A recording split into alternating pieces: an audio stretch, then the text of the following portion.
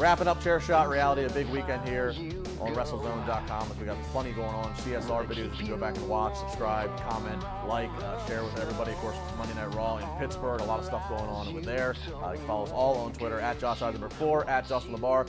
Josh, Tuesday night, it could be one of the biggest SmackDowns, especially since the SmackDown is going live with an advertised main event. First time ever, legitimately, John Cena up against Shinsuke Nakamura. It is a #1 contenders match to take on Jinder Mahal at WrestleMania, or at SummerSlam, excuse me, for the WWE Championship. A lot of outcry on the very vocal Twitter sphere about this match being on what people deem as free TV. I am one of those. It's not necessarily the fact that it's on, it is actually. It is the fact that it's on free TV. And I know what you're going to say, so I'll let you say it in just a few minutes. But Shinsuke Nakamura and John Cena, people say it's a dream match, and I understand. Nakamura did everything outside of WWE, and John Cena did everything inside of WWE.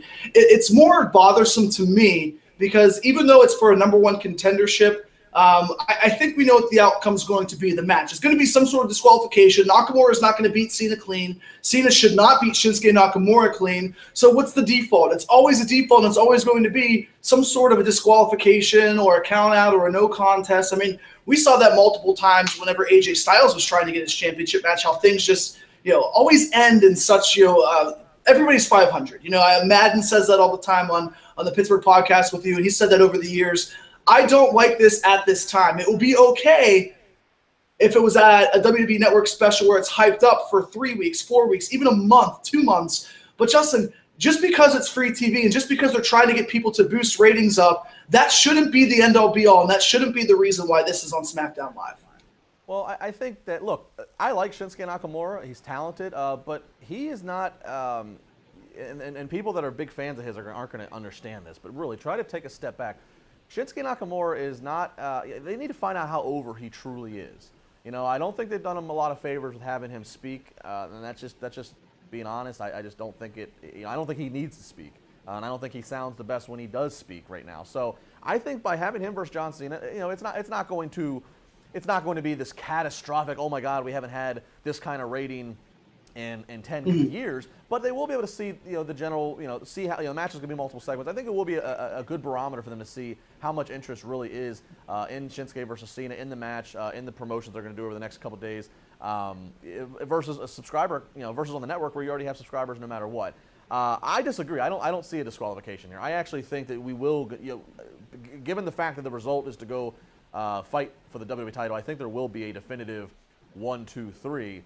But I think in order to protect both baby faces, I think that you can do something creative where Shinsuke Nakamura can almost have Cena beat to the point of where he hits the finisher, maybe Cena falls out the ring, and we think Cena's going to get counted out, but Shinsuke doesn't want to win that way. Or he pins Cena, and Cena's foot or arm are under the rope, so it breaks the count up. Or something that where it's like, Shinsuke Nakamura was that close. It gives him more credibility. It establishes that he is a big-time player who's going to stick around. But, of course, in the end, Big Match John gets the victory and goes on to fight Jinder Mahal. Well, I don't necessarily know if John – I mean, I understand that you have the anti-American because every heel, it seems like, on SmackDown Live is anti-American. I'm just going to take a shot in the dark. I would actually think Nakamura somehow finds a way to win and gets put into the championship match. And I'll say it just because of this one example and this one reason. John Cena versus Jinder Mahal, okay, I get that. People would be interested to see that. And then what do you do with Nakamura? Do you put him in a match again with Baron Corbin? I'd rather preferably see John Cena and Baron Corbin to elevate Baron Corbin's heel status and then have Shinsuke Nakamura and Jinder Mahal. How this plays out, it's very simple. Baron Corbin's Mr. Money in the Bank, but all the people are talking about is John Cena. It's a simple way to book John Cena in a match at SummerSlam, make Baron Corbin look even more important because he is facing John Cena at SummerSlam. And like we said, Baron Corbin doesn't need to win every week. So if they want to give John Cena a win at SummerSlam, go ahead and do it. But you have John Cena lose to Nakamura, Baron Corbin lose to Nakamura. Nakamura looks stronger. Jinder Mahal and Nakamura might not be the best on the mic feud, but you have two matches that are interesting instead of one and then just throwing Nakamura to the wayside along with Baron Corbin.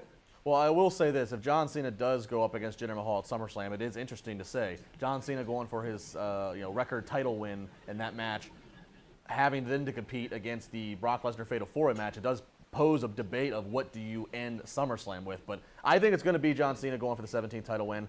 I think it's a very good chance he gets it, and then maybe Baron Corbin cashes in, and that's going to be some big heat on Baron Corbin. I think Shinsuke Nakamura. You mentioned that months ago, didn't you? I think I did. I think Shinsuke Nakamura. You did. If you look for, okay, you need a match for SummerSlam for Nakamura. I think Nakamura versus AJ Styles. That would get that. That would certainly be a draw to a certain part of the audience and be a hell of a match. It'd probably fight to steal the show. So, to me, that's the healthiest and most exciting SummerSlam card, and it's right there in front of them. So. We'll see. Well, you're looking healthy, Justin. We'll see how they execute it. At Josh Eisenberg 4, at Justin LeBar. Josh will be back. We'll do some more live debate next week. Of course, it's going to be very interesting. Make sure you live tweet along on Tuesday night with Josh and I as we see how this goes down. John Cena versus Shinsuke Nakamura on SmackDown Live. Let us know what you think. Do you agree, disagree, or do you not care at all? It's Chairshot Rally, WrestleZone.com. Like, share, comment. We'll be back next weekend.